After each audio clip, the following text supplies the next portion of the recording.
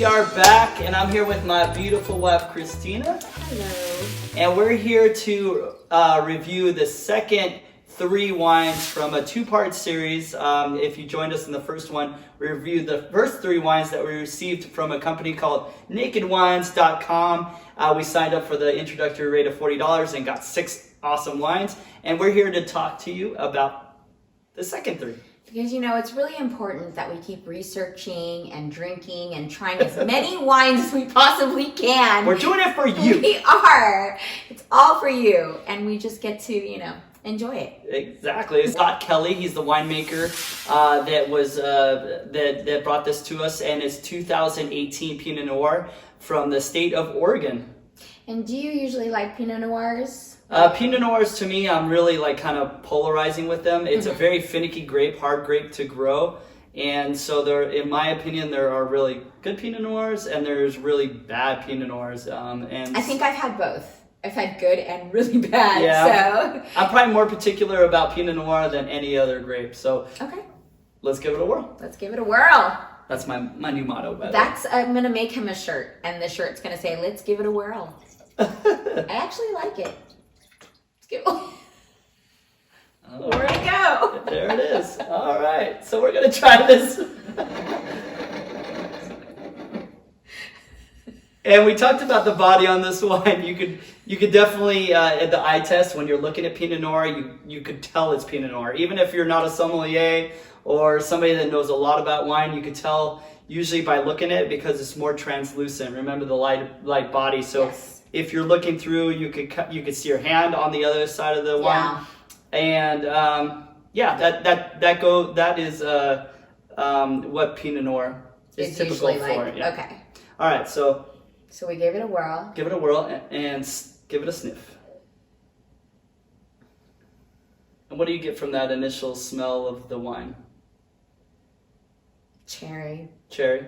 It has a really good nose. I mean, if it wasn't a good Pinot Noir, you probably wouldn't get a lot of the fruit and nuances that I get on this. Cherry is a really good call on this, and cherry is a typical fruit with Pinot Noir that's associated with. Okay. All right, I'm not gonna forget this time. Chin Chin, chin. chin. All right, let's give it a taste.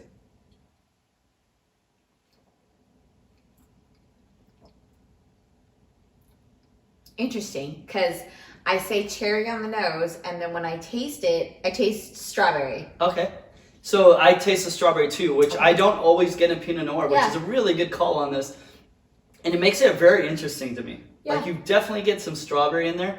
And it's a super clean wine, so you don't get Pinot Noir. One of the reasons I don't like it because it sometimes has this off-putting taste to it if it's not a good one. It's definitely clean, and you get that red fruit out there. It's really vibrant red fruit. Strawberry was a good one. That cherry is definitely in there. Raspberry. Raspberry, yeah, that's really good. And the thing I get in this too, which you typically don't get from an Oregon Pinot Noir, is tannin. The tannin's kind of strong on this. And it's missing some of the acidity that you typically get from Pinot Noir, like say from Burgundy or Willamette Valley in Oregon, where most of the Pinot Noir is from.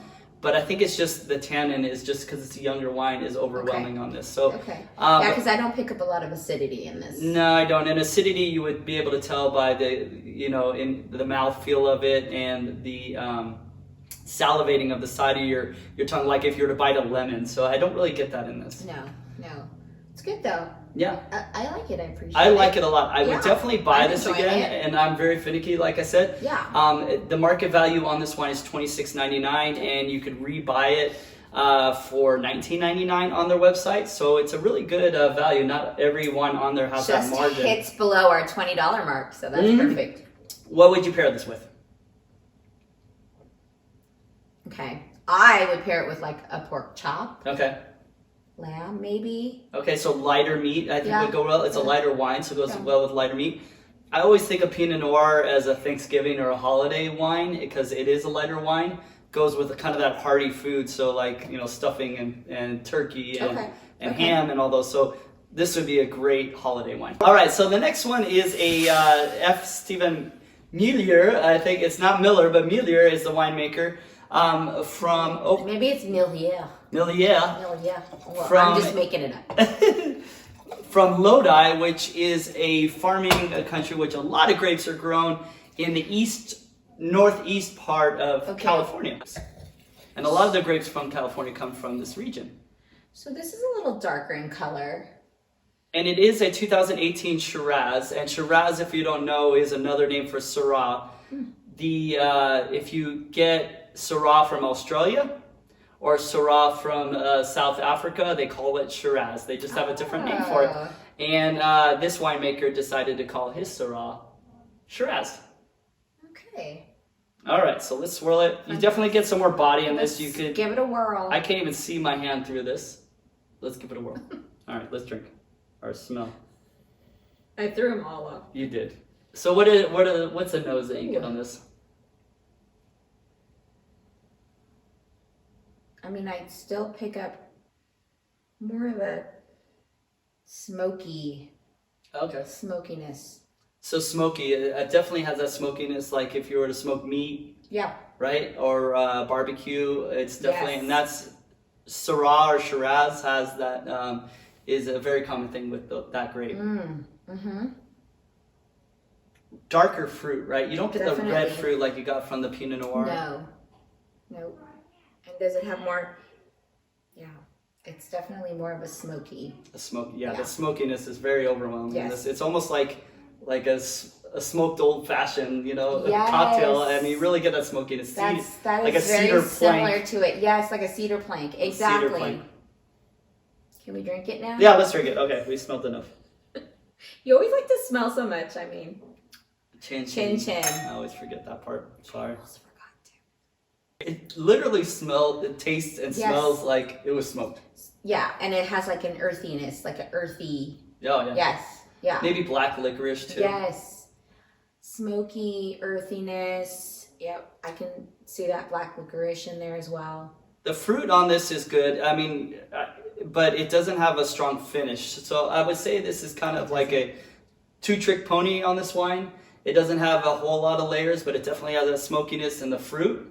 But the acidity and the kind of the tannins aren't there. Okay. There's definitely something missing from this that Syrah usually brings to the table, which is spice, like a peppery. Yeah. And It is missing that spice, and why would that be?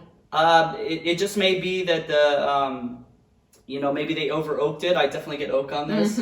Or maybe it was just too warm. Lodi is a really hot area, and it may have cooked out some of those nuances that Syrah brings to the table, especially Syrah that's grown in cooler regions.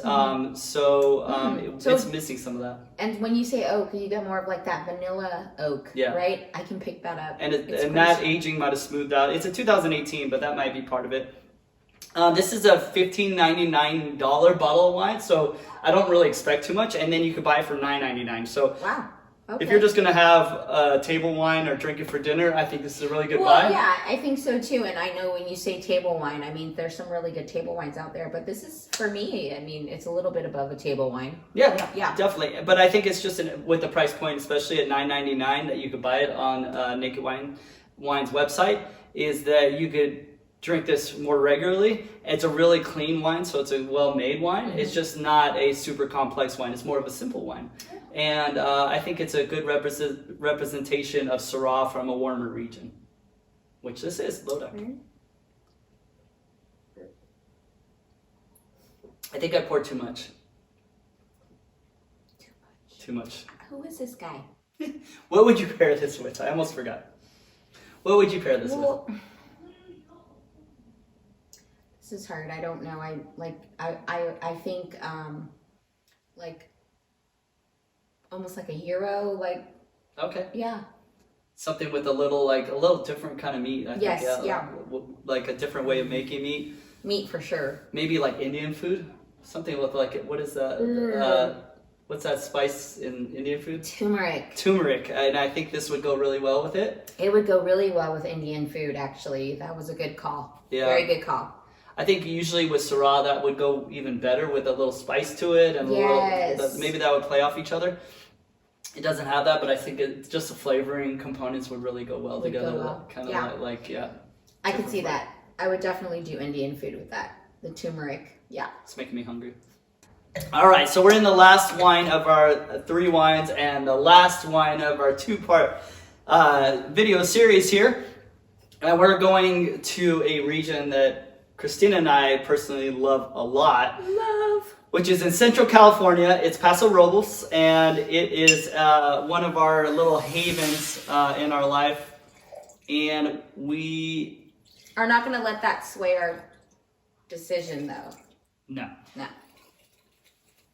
So although I can already tell that this is deep in color here, it's very deep and rich in color. Which is a typical characterization of Paso Robles wine. They have a style. It's smack you in the mouth. Zinfandels and Cabernets that they really leave on the vine and extract a lot. And this eye test of this Cabernet definitely looks like a Paso Robles wine.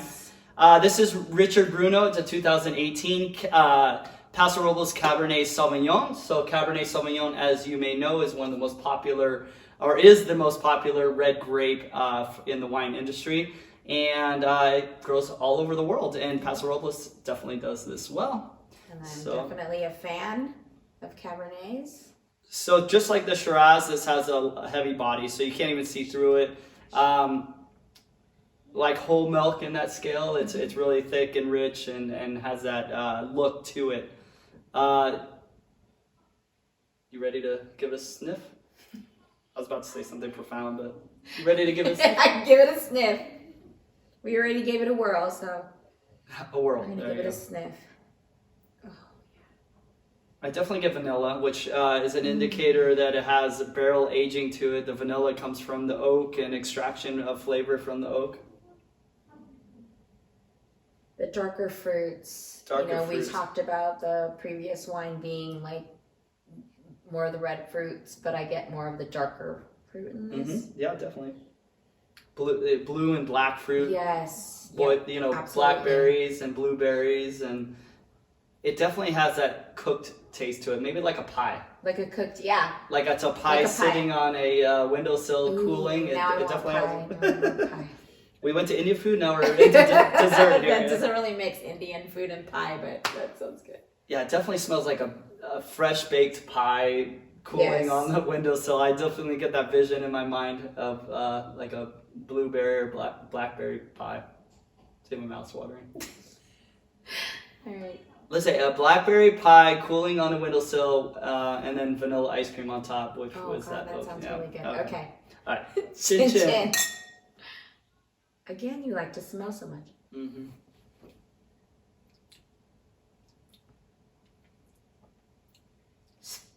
You want to talk about lacking spice in the previous? Yeah. This has the spice. You get the spice. This has the spice, yeah. I think this has a lot of components going on. The spice in this wine isn't from the grape itself. It comes from the oak aging, or the oak it's the oak components on it. If it was Syrah and it had that spice like a black pepper, it would be the grape. But this definitely is a component of the layers of different additives, which in this case is the oak aging. Definitely put this on our list to buy some more of this. So we're going to close it up here. We've gone through a Pinot Noir from Oregon, a Syrah or a Shiraz from Lodi, up in the northeast of California, and then Paso Robles Cabernet Sauvignon. All 2018 vintages, and the last 3 of our 2-part series. And all under $20. All right? under $20. All under $20. And if you were to, I think I know your answer on this one, but which one would you choose for your favorite wine today? I have to go with the Paso Robles Cabernet Sauvignon. And like I said, and it's not just because it happens to be my favorite varietal, but it was my favorite out of these 3 for sure. Yeah. Surprisingly, though, I did enjoy the Pinot Noir. Me too. Typically, I have to say I'm not a Pinot Noir fan, but I enjoyed that. Yeah. So, yeah. I think those 2 are my favorite, but the Cab is definitely a good one for especially for the price. The price on that one, by the way, is retails at $20.99, so just at that marker. But on the website, you get it for $14.99, so it's a great deal. Oh, great deal! Yeah. Wow. All right, so from our house to yours, we're going to close it up here. Hope you're all happy, healthy, and safe out there, and we wish you all the best. Cheers.